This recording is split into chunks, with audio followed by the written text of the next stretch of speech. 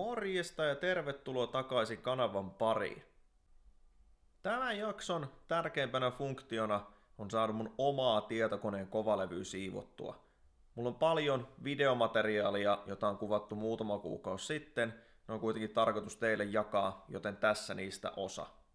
Se, missä järjestyksessä seuraavat klipit tulee, ei ole välttämättä mitään järkevää logiikkaa. Kaikki aiheet kuitenkin liittyy autoon tai tohon talliin, ja mä uskon ainakin itse, että ne teitä kiinnostaa. Tällä jaksolla on myös mulle itselle iso muistutus, mitä toi kuvaaminen on joskus aikaisemmin ollut. Varsinkin tommosen huonon tai epäluotettavan mikrofonin kanssa tekeminen on tosi raskasta. Tälläkin jaksolla on muutama klippi, missä ihan puhtaasti puuttuu ääni sen takia, että mikrofoni ei ole lähtenyt äänittää tai yksinkertaisesti se äänenlaatu on ollut niin huonoa, että se on täysin käyttökelvotonta. Niihin pätkiin, mistä puuttuu ääni tai se ääni on turmeltunut, joutuu tehdä näitä voiceovereita, jotka on todella raskaita mun mielestä tehdä. Hypätään kuitenkin jo videon pariin ja lähdetään liikkeelle noista sisälistoista.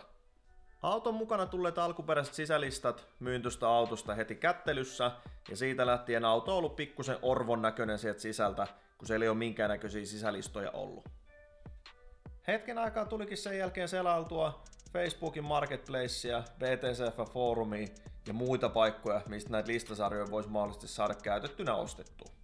Muutaman viikon selailun jälkeen yksi fiksu listasarja löytyikin tuosta Helsingistä, minkä kävi hakemassa. Kunto oli aika hurja niissä, mutta mulle ei henkilökohtaisesti väliä, koska nuo listat on tarkoitus joko maalata tai teipata. Pääsi, että siellä on vaan joku runko, minkä päälle sen teipin pystyy sit laittamaan päälle.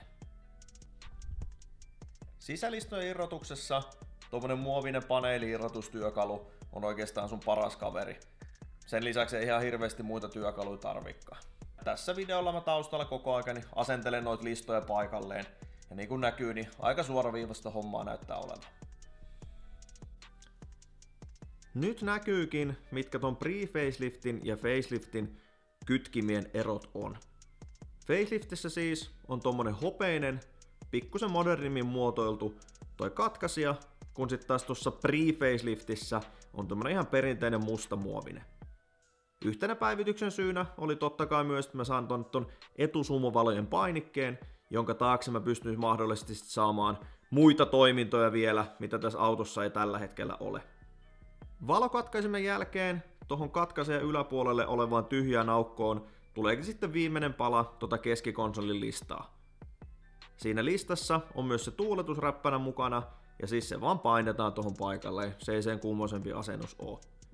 Kaikki noin muut listat, mitkä mulla tuolla pöydällä äsken näky, jää mulla ylimääräiseksi, mutta ne lähtee mulla kierrätykseen kaverille, jolla on jonkunnäköinen visio, mitä sinne loppulistoille tekee. Listojen päivittelyn jälkeen lopputulos olisi tämän näköinen. Tästähän tuli tosi tylsä, mutta kun tiedostetaan, että tämä on vain väliaikainen ratkaisu, niin tämän kanssa pystyy elämään.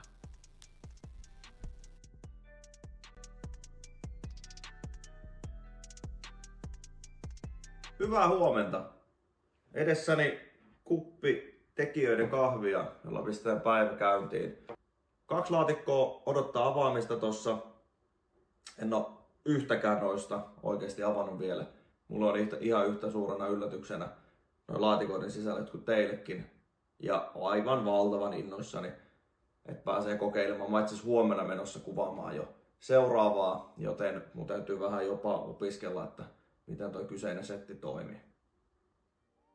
Kameran hankintaan ja siihen päätökseen, että mikä kamera sieltä tulee, vaikutti oikeasti aika paljon ystävien ja kaikkien tuttujen mielipide, jotka noista kameroista kautta kameraharrastamista tietää yhtään mitään. Mä oon vuodet, no sanotaan viimeiset varmaan 15 vuotta, niin käyttänyt Canonia. Mä edellisen Canonin myin tossa varmaan vuosi sitten pois. Mutta oikeastaan tähän kyseiseen hommaan, mitä me nyt tehdään, niin sillä Canonilla niin ei olisi ihan hirveästi pystynyt. Että sille ei olisi saanut sit 4K-kuvan laatua ja frame rate on ollut ihan merkittävästi pienempi, mitä mä olisin itse toivonut. Nyt kuitenkin Canon-mies joutuu ottamaan hatun käteen ja vähän avartaa omaa maailmaansa. Mulla on tossa laatikollinen Sonyn tarvikkeita, mitä mulla on tullut. Juttelin tosiaan monen todella hyvän ystävän kanssa aiheeseen liittyen ja sieltä tuli ihan suoraan, että ota se Canon, jos sä sen haluat, mutta kokeile nyt joskus sitä Sonyakin. Lopulliseen ostopäätökseen vaikutti hirveästi se, esimerkiksi mitä YouTubesta mä kattelin Canonin ja Sonyn kameroiden vertailuja. Sonylla toi ZV-1 on todella hyvä malliperhe, mihin mä loppujen lopuksi nyt sit päädyin. Tämän näköinenhän sieltä rakentui. Pikkusen haki vielä, miten esimerkiksi saa tästä kuvauskahvasta niin vapautettu noin säädöt ja käännettyä tuota kameraa, mutta muutenhan tää on ihan selvää pässilihaa. Mä oon kamerahommissani, puhutaan, että mä oon todella noviisi joka tapauksessa, vaikka noita kuvaushommia on tehty jonkun aikaa. Se on enemmän ollut semmoista hupikuvaamista jonnekin Instagramiin ja muuhun, niin mulla on paljon opiskeltavaa ton kameran kanssa. Ja ei se ainakaan jää kamerakalustosta nyt tällä hetkellä sit kiinni. Yksi tärkeimpi juttu sen lisäksi, että mä saan ääntä ja kuvanlaatua tällä kameralla, on myös se, että mä näen, mitä mä kuvaan. Nyt kun mulla on toi iPhone tuolla standissa, niin ei mulla ole mitään hajua, missä kohtaa täällä menee raamit. Ja kuinka paljon mä oon täällä oikeasti täällä ruudussa.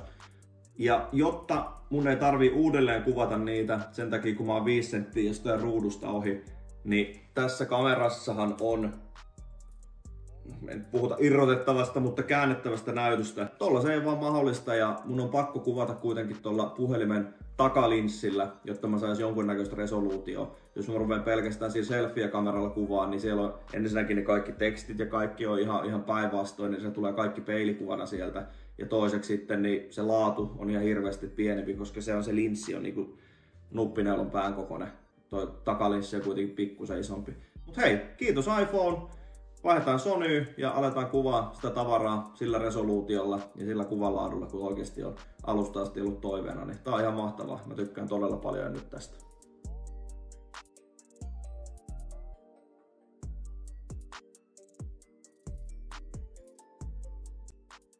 Ennen kuin jatketaan lisää auton kanssa puuhaamista, huomasin aikaisemmilta videoilta, että valaistus tallissani ei ole vaan riittävä, mitä toi kamera vaatii. Mä ite näen hyvin tehdä kaiken, mutta se ei kaikki vaan välity sinne teille. Kävin ostamassa noihin kattovalasimiin yhdet LED-loisteputket lisää. No tällä hetkellä siellä yksi LED ja sitten mulla on toi vakio, ihan toi, mikä nyt ikinä onkaan, perinteinen loistoputkivalo.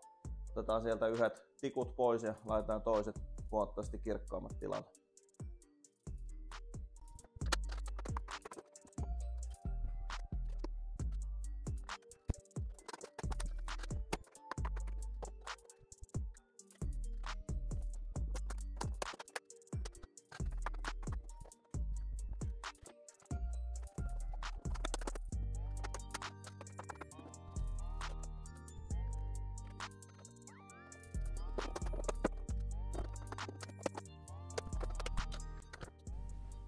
Ainakin tuntuu, että tuli parempi.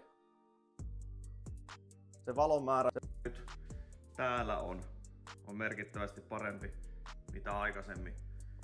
Etupuolellani on vielä jonkun verran pimeetä tässä näin, koska täällä ei ole mitään, mutta silloin mentävä.